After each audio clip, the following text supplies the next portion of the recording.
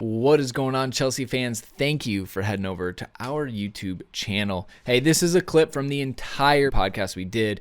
It's only a segment. The full pod is like an hour long, so it doesn't make sense to be on YouTube, but it's on Apple Podcasts, Spotify, anywhere you listen to podcasts, link in the description. Go check it out. Again, link in the description, but we hope you enjoy this clip. Until next time, Chelsea fans, you know what to do.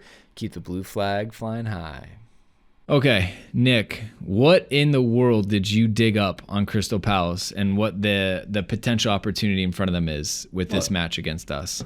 As I said, I'm a well-researched guy. I put together a fine script here, and I just like to find nuggets, little nuggets here and there that could bring value to the audience, unlike Dan's normal scripts, which are boring. No, I'm looking at Crystal Palace could become just the second team in Premier League history, so this is going to be good, to win at Stamford Bridge and Old Trafford in consecutive away matches when they take on Chelsea on Saturday, looking to build on their impressive recent victory against United.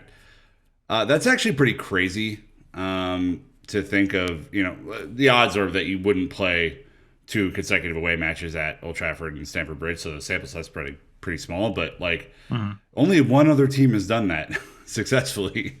And if you think about that over, 28 seasons now in the Premier League, one out of 28 seasons is not statistically good, Dan, which means they're probably due. That's just the law of averages.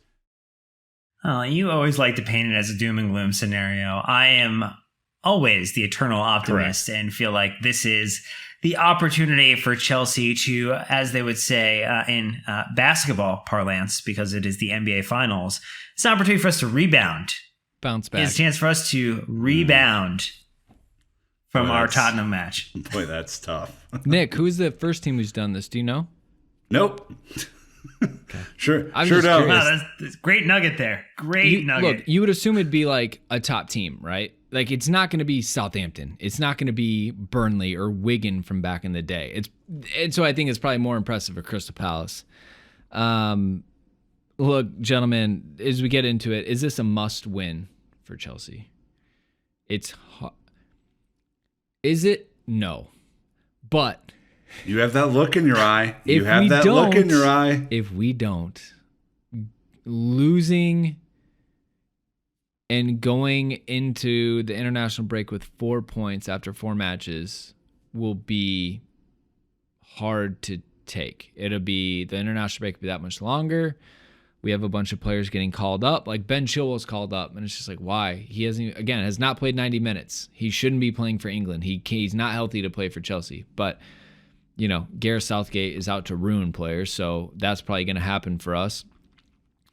I'm concerned significantly on the form going into the national break. You want to get that win so you can at least kind of like release a lot of the pressure on that they put on themselves. Thankfully, I don't think Chelsea are that interested in listening to what social media has to say, which is great, because if social media ran a club, it would be a disaster. You think Roman's changed managers a lot in the last X amount of years?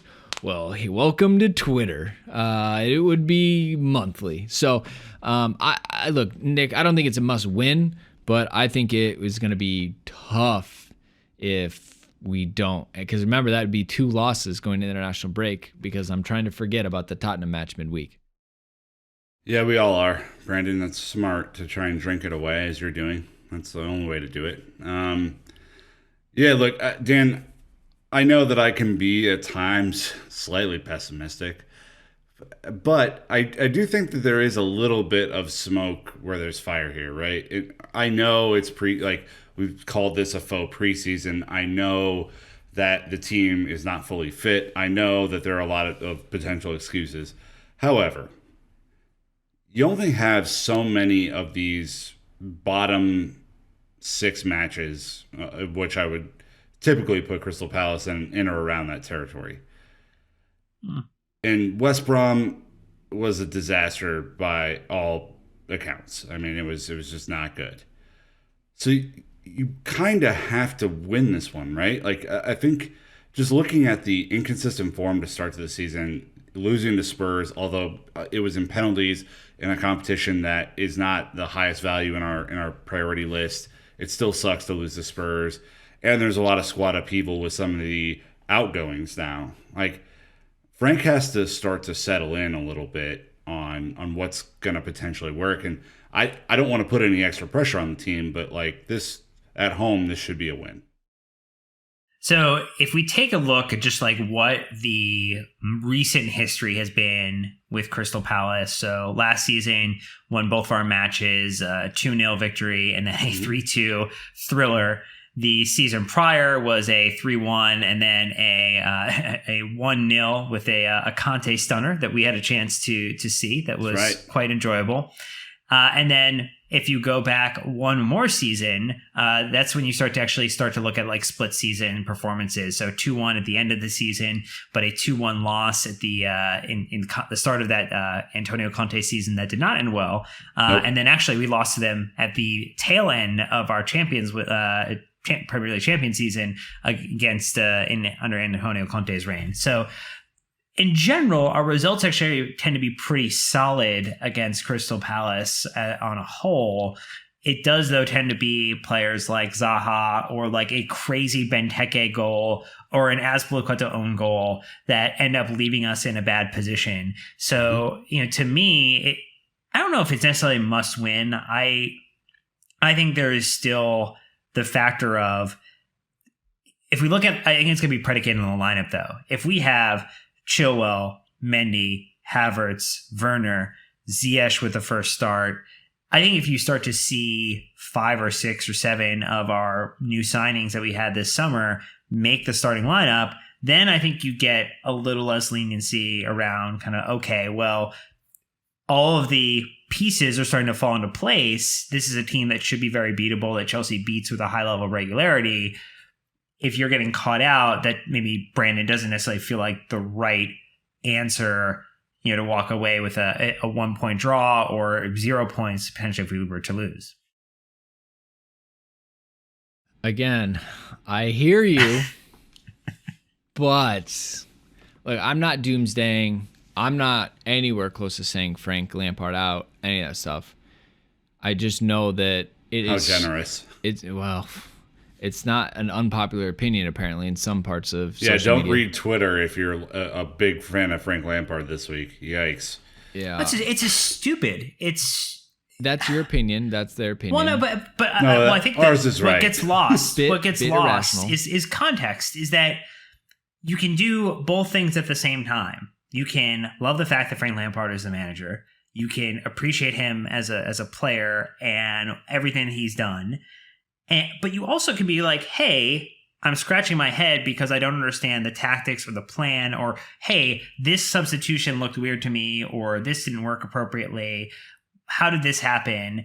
And do so in a way that's constructive or conversational, and doesn't, Nick, go to the extreme of, oh my God, Frank out, or, oh my God, you have to back him with, undying kind of devotion. Yeah, I think we do a good job of this. Like, not to toot our own horn, but I think we're fair about this. We all question the West Brom lineup, all of us, and we had the right to do that because we had a 3-3 come from behind win, and I think that we've criticized his tactics before, and I think that we can be critical without being demonstrative or outrageous. I think it's totally fine to be objective and say, like, hey, man, the West Brom performance was not good enough. The team did not perform, And I certainly don't think that he had his best day out as a manager against West Brom. So you could say that and still understand that what he achieved last year, by any measure, was a success. And I think you can also be hopeful that he's going to figure it out this year, too, once the team is a little bit more settled. But it is his job to get this thing on the right path now. And it hasn't quite been there yet. It's very early, but there's not a whole lot of wiggle room in the Premier League either. So you see how it's very easy to be critical, but also look at the bigger picture here. I think that's what we're trying to do. Well, and he's invited in that level of criticism as well. In every post-match press conference and every pre-match press conference, he has talked about what the expectation is at Chelsea. And the expectation at Chelsea is to win trophies. And I think if any manager in that seat at Chelsea was going to understand the expectation, it would be the versions of Mourinho that have sat in that chair previously, and now Frank Lampard, because they understand what winning means and how important that is to the DNA or the identity of this side. And I don't know. I believe in what we're trying to accomplish. I believe that patience is required, because I think the other thing is that you look at the early results from Liverpool, who look pretty sharp, as it were. It doesn't look like they've kind of slowed down in any capacity. City with some just wonky performances to start here. Like, I don't know. I think it's going to be a really whack-a-mole season, and you're going to see, you see Thiago has COVID. You see 3 people from West Ham, players from West Ham have COVID. Like, it is going to be a wild season. And until we are 3, 4, 5, 6 results back from the top, I wouldn't count us out of anything right now. Like, this is going to be such an unpredictable season, Brandon, that like patience is going to be the thing that is going to be hard to come by, but be required of us. Well, if you want to toot your own horn, I was on the PL fan zone today, which was a ton of fun. Just dropping a little heat. No big deal. I was just on. It's fine. It was fun. The only one who short. didn't have work at that time. Yeah, we get it. Well, anyways, what I did say, because they're talking about, is there a ton of pressure on Lampard after all these signings and things like that? And my point was, and that what I made was that I get we've done a lot of business, but remember, this is 2 years worth of business we're doing. We didn't do any business last winter. We've lost Eden Hazard.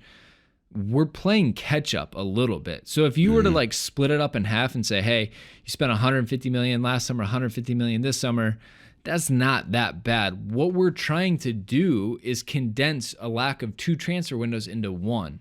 And that's tough. And so they talk about Liverpool, and I was like, they've got a 5-year head start with Klopp. They're adding 1 to 2 players a season. We're trying to build the whole thing right now and mesh and go in a season without a preseason, with a crazy break with the pandemic. So I was like, look, Frank knows better than anyone the pressure that it takes to be successful at Chelsea. He did it as a player for a really long time, and he's not going to let that standard slip as manager, which I think is great. But at the same time, there's a lot that needs to happen for this to be a successful season.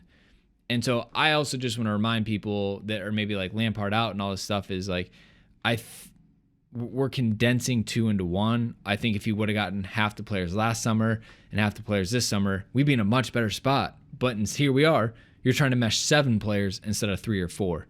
So that was kind of my point on where it stands and how it's all kind of settling. But Chelsea's Chelsea. You gotta step up and do it.